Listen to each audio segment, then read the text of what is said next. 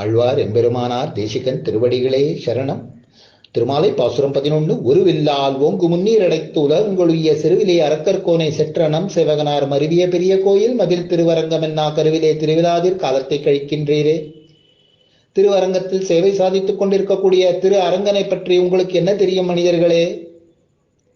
க்ஷணப்பொழுதிலே சமுத்திரராஜனை பணிய வைத்து ஆற்று நீர், ஊற்று நீர், மழை நீர் ஆகிய 3 நீரை தன்னகத்தை கொண்ட கடல் நீரை அடைத்து உலகங்கள் உய்வதற்காக சேதுபந்தனம் கட்டியவர் அவர்.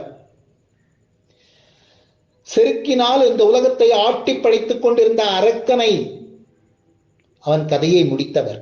அவர் நம் சேவகர். வயிற்றினிலே இருக்கும் பொழுது பிரகல்லாதனுக்கு நாரத முனிவர் மூலமாக திருமந்திர உபதேசம் நடந்தது. அந்த பிரகல்லாதன் கருவிலே திரு உள்ளவர்.